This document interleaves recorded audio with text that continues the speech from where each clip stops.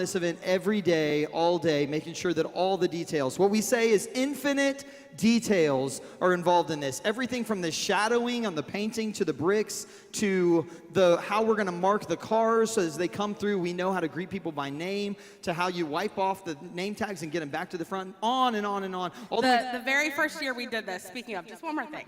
So Lee, I don't like him to see my projects before I'm done, and this is why. Because all I'd done was put all the blocks on, all the blocks. That was it. It was just brown blocks on yellow thing. Lee comes in. I mean, this is like hours of painting. Lee comes in. He's like, huh, looks like a big giraffe. I was like, what? And so, yeah, I assured him it wouldn't look like a giraffe when I was done. Yes, yeah. So we thought that's how it was going to end, and it did not. She added all kinds of other cool things like black marker cracks and shadings and all that fun stuff. We have a million backstories. We don't have time for those tonight. Here's what I want you to do. Take this form out right now. We're going to go through the schedule. We're going to do it quickly. We want to continue to stick with the time, so we're going to move fast. If you pull this out, it has all the important dates you need to know between now and the event, and including after the event. And I'm going to just read them off real quickly. Tonight is October 21st. It's our assignment meeting. In just a few weeks, we are going to begin Bethlehem construction on November 11th through the 15th, all right? November 11th is when we will get out there at 8:30 in the morning. Some of you, if you don't have a job where you have to be somewhere on Monday mornings, please come out and help us on that Monday morning. It's always the first day, and it lets us know how the whole year is going to go, because if we show up on that first day on the 11th and we see about 10 people out there, we say, oh no, please, Lord, we need more than this. But when we have 30 people come out there that day to help us build the construction, put up the scaffolding and stake them into the ground, it sets up for a really, really great start for the Living Nativity. Construction is 11th through the 15th, and it'll also continue other weeks, but that's the kickoff. If we can get you for that week, we'll give you all the information on the other details. November 18th is going to be our all-scene rehearsal. This is where you will come on property and actually go to your scene. Meet with your scene director, talk through the details of what you'll actually be doing in your scene. If you're in Bethlehem, getting your specific assignment, where you're at in the city. I just bit my tongue. So go ahead. Yes, and then listen, the next thing you need to know is November 23rd says an all-church work day.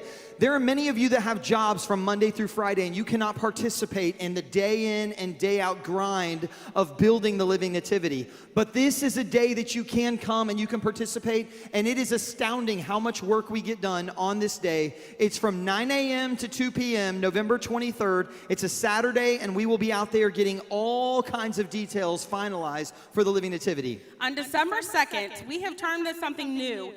We are going to actually do a TLN Christmas party.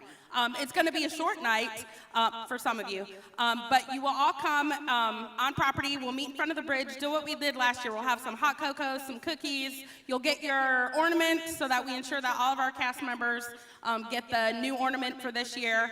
It's a little bit different. We have a picture that we're going to show you here in a little bit of it. But it's just going to be something festive, and then you will check in with your scene director, make sure you have your costume. Let your scene director know of any issues that have come up, and just let them know that you are ready to go. Very good. Then we have video production night is December 11th. The reason why we call that video production night is because we make a video that we're going to use for promotion and for sharing all kinds of things for the rest of the year. And the second main reason is because you have to be in costume, all right? We called it a dress rehearsal the first year, and there were many people that thought, oh, it's a dress rehearsal. I don't have to wear my costume. No, it's video production night. You must wear your costume, or we're going to ask you to get out of the scenes so that we can make videos and it will look just like it will during the actual event.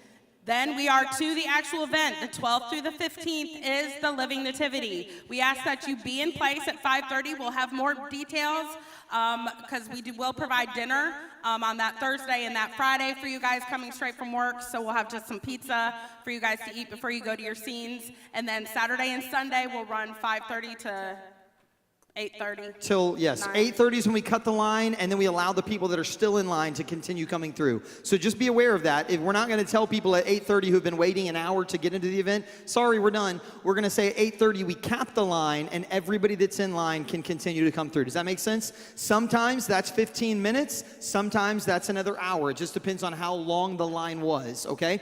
Now, be ready for this important thing I need to tell you, and that is parking. Parking is so important during this event because we're trying trying to get hundreds and even thousands of cars on and through our property.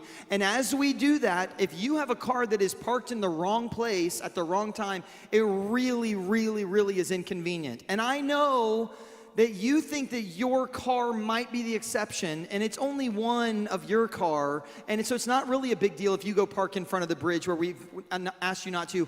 Listen, every year we have this issue, and I'm just going to ask you, please do not park where you're not supposed to park, because it is a huge distraction for the directors who are trying to do other things, and now we have to run around hunting down the driver of a car who parked where they weren't supposed to. The only exception to that is security every year pulls in front of the bridge. They park for a few moments, and then they go out to do their security, and they take their vehicles with them. So just because you see a few security vehicles does not mean that you can pull in there and park. They are there for a reason, and they are there very short term, okay?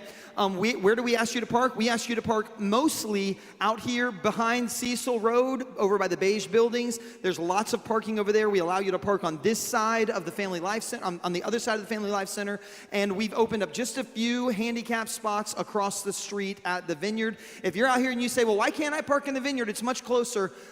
Brother Ryan France works so hard all year long to make sure that those fields are in tip-top shape for our sports seasons. And when we pull on 100 vehicles of people parking on there, it messes up the fields that they've been working on all year long. So we don't want 3 or 4 nights of us parking on those fields to undo all the work that he's done to get those fields looking good. Amen?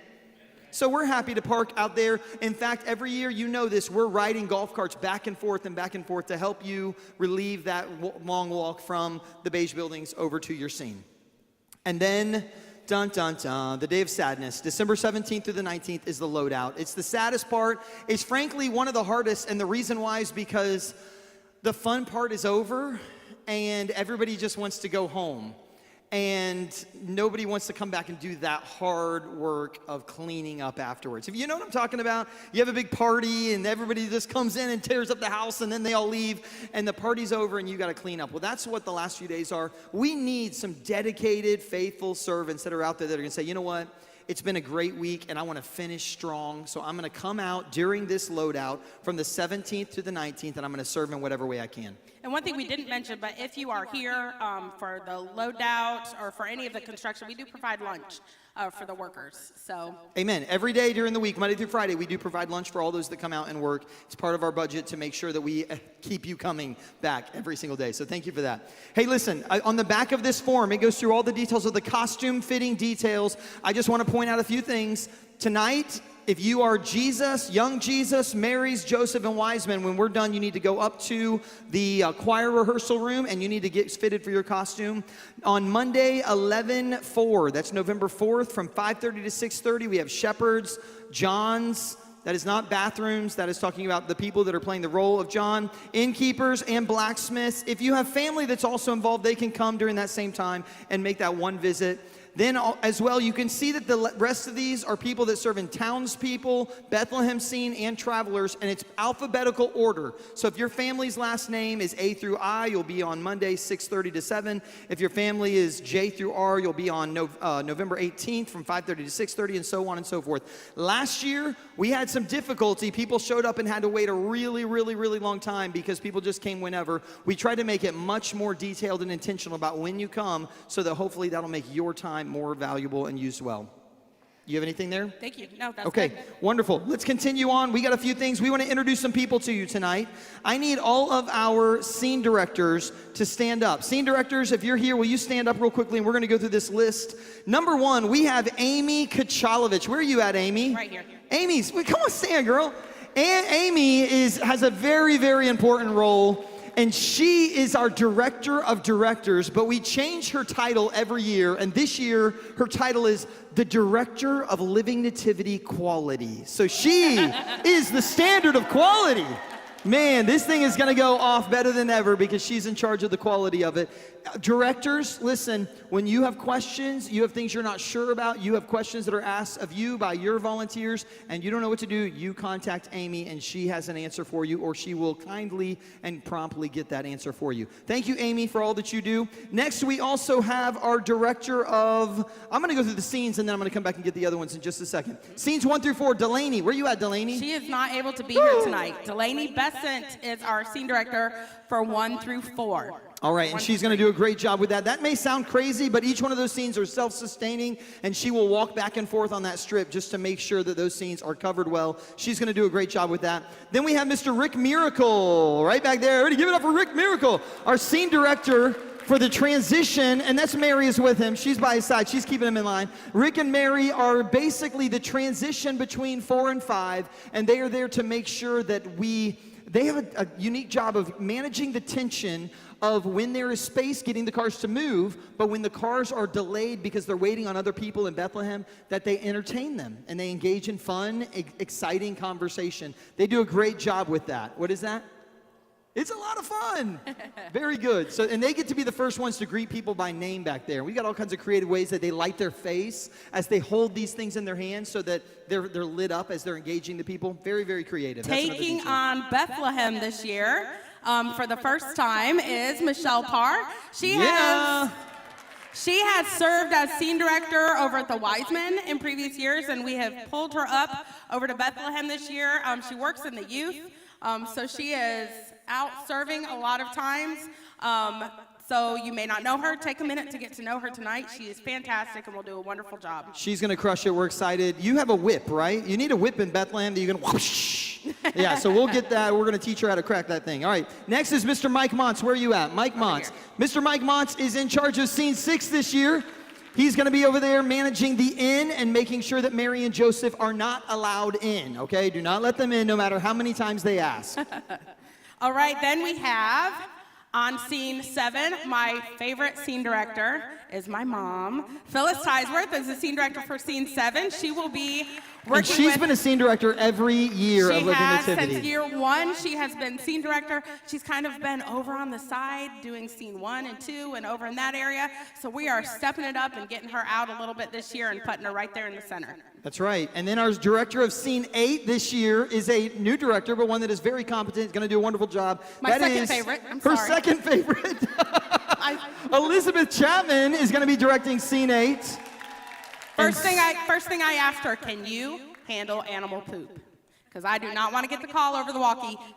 The horse just pooped. What do I do? What do I do? So she's got that. She's going to do a wonderful job. Next, we have director of Scene 9 is Kendall Kachalovich. She's going to be directing 9. Kendall, thank you so much. And then we have Bob Barton, who's our director of our goodbye teams. And I think this is your 5th year in a row doing that. Is that correct? Every year he's out there directing the goodbye teams, figuring out ways to make that exit exciting and fun. So thank you, Bob, for doing that. Thank you, directors. You guys can be seated. We have a few other directors we want to introduce you to. Adam Hooper, where are you at?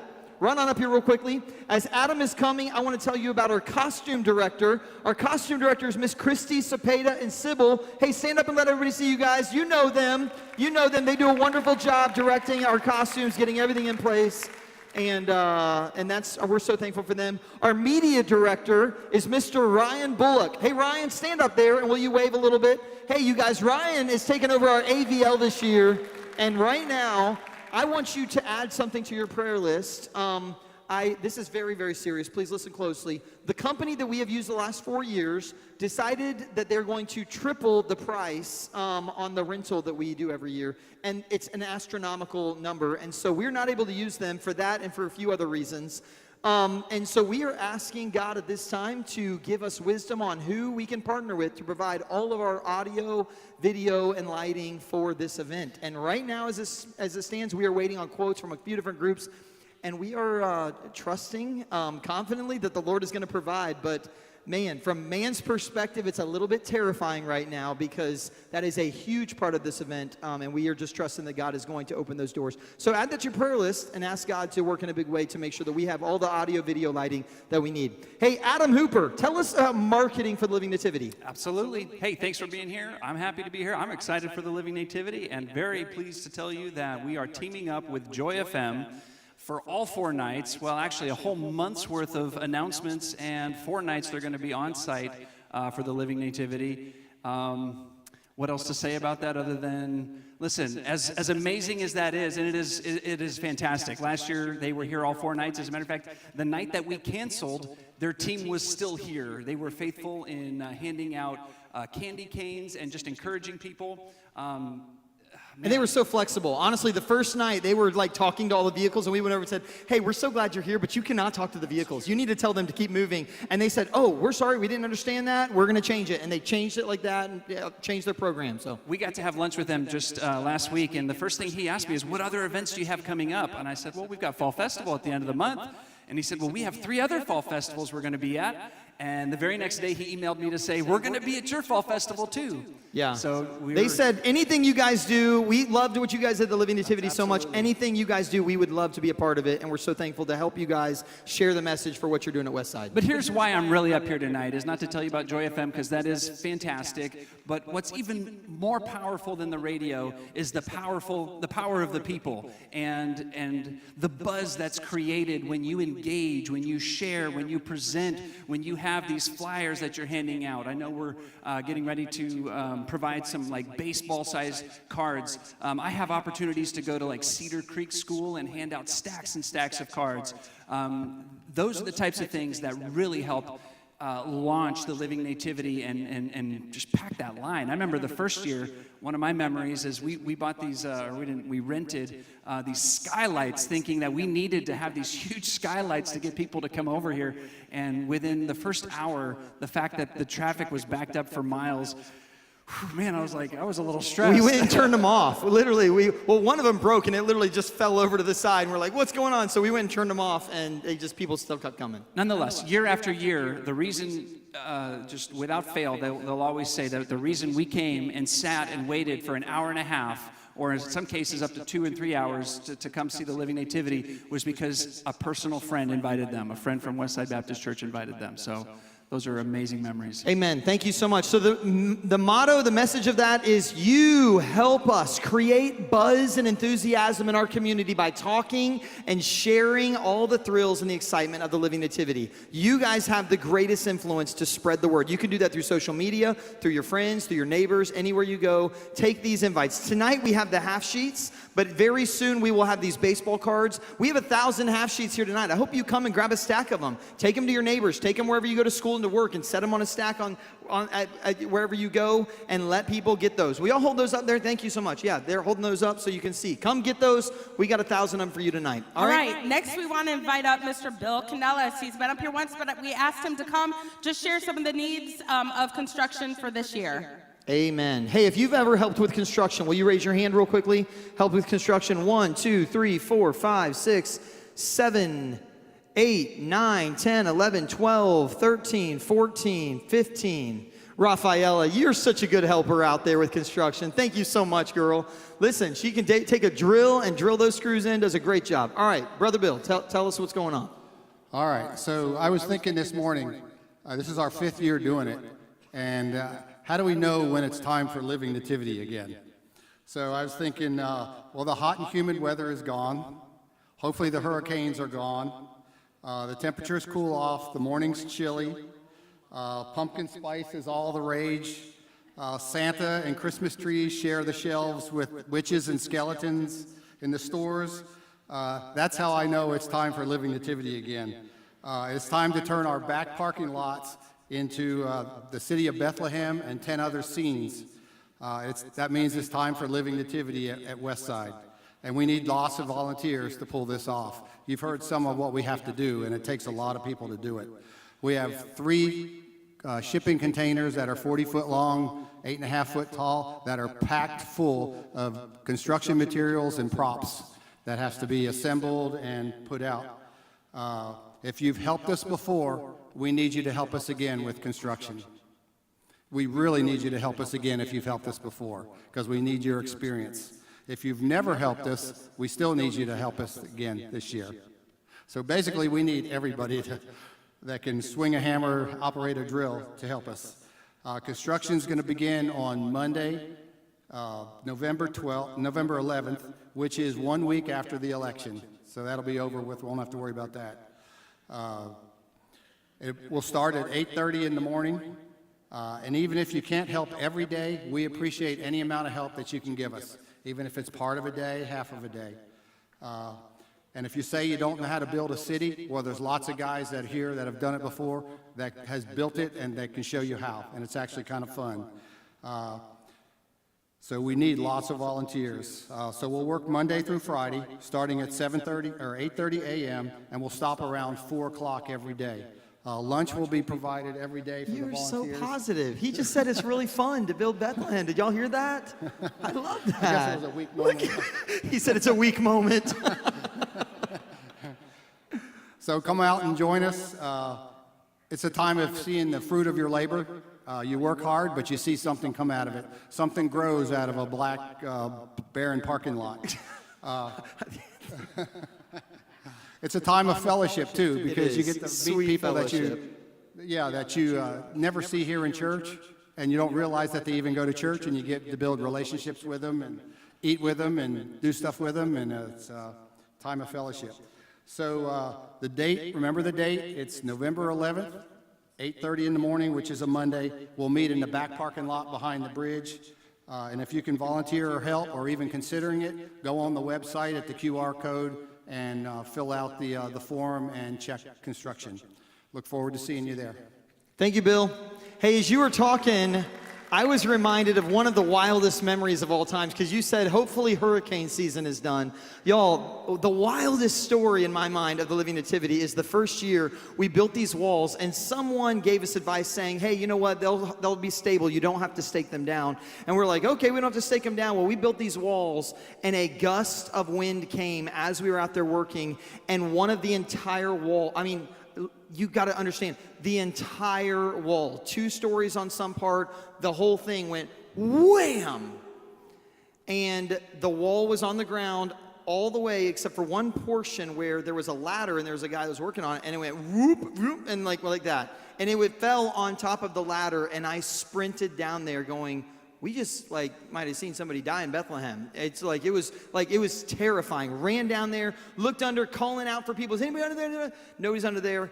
And at that moment, it was like the lowest moment of all Living Nativity moments. Like everybody was so discouraged. We had gone from Bethlehem to Jericho. And Jericho. Listen, we can laugh about it now, but we were in tears. Like it was so discouraging. And then Mr. Johnny Williams was a godsend, and he pulls up in his truck, and he goes, what y'all doing? Looks like you're standing around just watching. We said, yeah, the walls just fell. And he goes, well, pick them up. Like, we don't know how. And he said, disconnect that, and then somebody get over there, hook that tractor to it, pull that thing up. We can get this back up there. And within the period of probably 30 minutes, all the walls went back up. And he says, now you need to stake these things down. Go get some wood here, do this and that. And we got it all up, and just the Lord used him in that moment to come and be such an encouragement. And now we know how to build walls and to get them to stay up, even in pretty strong winds. And so that's an amazing thing. We have one more introduction to do. Yes. Our 2 casting directors. Oh, yes, our casting directors. Listen, up to this point, they may have carried the greatest burden of everything, and that is our casting directors, Melissa La Rochelle and Eva Douglas, have managed all of the planning, all of the selections, all of the cast assignments. Thank you so much to Eva and to Melissa. And I also bring them up to say, if you have any issues with your casting assignment, go to them, not me. Okay, thank you so much. Yes, ma'am. 271 Awesome, as far as our volunteers right now. Praise the Lord. All right, Lee, we have 7 minutes. All right. And I would love to let them in on a few changes this year. Yeah, listen, every year one of my most exciting things is to tell you about the changes that we're going to do. So I need everybody to give me a drum roll, please. Drum roll. All right, are you ready? Thank you so much. All right, very good. Here's the number 1 change that we're going to be, I'm going to tell you 2 changes that we're doing this year, all right? Number 1 is, you guys know our big front gates? It's been really good. But last year we had an issue where one of the projectors went out, and it caused a big problem because we had to stop traffic for a while we got the lift and go back over there and fixing it. And then it also rained one night, and we had to get up and turn them off, so we had to stop the line to go do all that. And we spend quite a bit of money on all the details for the trusses and the stabilizers and the switchers and the projectors that are laser projectors, do all that. And we decided this year... And Lee is here literally till 1, 2 in the morning lining up every detail of those projectors. It is way more work than anybody realizes. It's miserable. And so guess what we're doing? We're going to do something different with the gate. We want to save some money and we want to save some stress. And so we're going to change the gate up. Right now, we don't know exactly what we're going to do, but we have a visual image. We have a visual image. They're probably all different, but we know that one thing is included in it, and that is fire. Fire. We're going to have fire. So we got to figure out how we're going to do it, but you're going to pull up to these gates and they're going to be rustic, almost think Jurassic Park. And there's going to be fire at the front. You drive through this to go into the gates. It's going to be epic. It will not be this digital projection screen, but it is going to be incredible, and I guarantee it's going to be something that's going to be a highlight as people pull into our event. All right. We have another Next change. announcement. So we have done everything in our power. Everything any idea that popped into our head, we have tried with our dear, sweet, wonderful angels on scene 7. And it still ends up just being a struggle to get the visual we want, where you guys aren't in pain and exhausted and going home and taking 16 Tylenol. So we are canceling scene 7. we are not going to have angels Canceling this it. year. No scene 7. Sorry, no angels in shepherds in outside on the fields. Yes. It's gone. Watching their flock by night. However, Everybody say, "Aw." wait, we're staying there for a minute. Hold on, I literally think we need to stay there for a minute because I got to tell you, like, honestly, if you're shocked, I will tell you, am I wrong to say, the #1 source of complaint from in every context of Living Nativity is that scene and the angels of that scene, period. Hands down, it is the #1 source of frustration. And we understand that, and difficulty that we get. Not in a bad way. I mean, it's legit. It's a reality. pain It's a and- reality. yeah. It's a struggle. But what we've done is every year we try to come up with new things. In fact, if you served in it last year, we had benches that people could sit on and all of these things. And yet it was still the thing that people say, hey, we're giving our best, we're working hard, but it is miserable. And so we decided we're going to try something. In fact, last year we spent a lot of time talking about how we could do it differently last year, and we couldn't come up with anything. We believe that we've come up with a fantastic plan that we're going to go down from 40 angels to 1 angel, and yet there will still be a multitude of angels there. They will just not be alive. They're going to be floating in the heavenlies, and it's going to be incredible. A beautiful visual aid that allows the 30 or 40 angels to go do something else while we have the same effect. Does that make sense? I need you to trust us on this, that we're trying to relieve something that has caused a lot of difficulty for you, but also for us in the feedback that we consistently get. And it will be equally as beautiful. It will We still hope. have the... We hope and pray that it's going to be equally as Yes. beautiful. We're going to do our best to make that happen. We'll still have the sound. We're going to move the angel over, the big Gabriel angel. We're doing away with that harness. We're going to make that more comfortable for the people who are in that role. And then he will take on the big wow factor of that scene, and the rest is just kind of going to be a visual suggestion that there's a choir of angels. It'll be different. That was my favorite scene by far, the most glorious. Every year I tried to cast a vision of saying, I know it's hard, but press through. But I'm just telling you that the difficulty was too much. It was a constant source of discouragement throughout the week, that we're going to do something different. We believe that it's going to be a really good plan.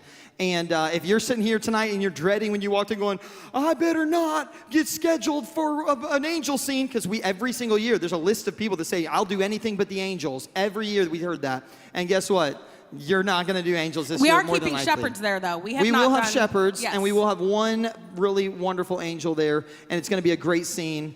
And if not, then we'll bring the angels back next year. So I will tell you this, there is 1 person, and I'm giving them a gift card right now, 1 person that has been an angel every year, and they put on their form every single year, 5 years in a row, they have requested to be an angel at scene 7, the most difficult scene probably of all, and that is Gwendy Humphreys. Gwendy, where are you at?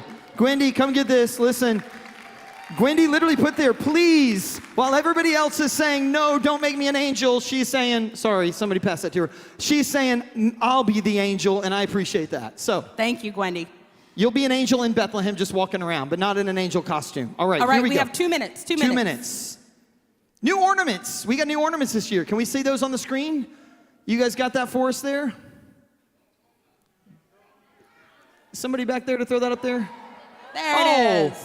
Look at that. We went with something totally different this year. Once again, we have wonderfully gracious donors in Oregon who make thousands of these for us, and they do it for free. Like, they just do it as a gift from their heart.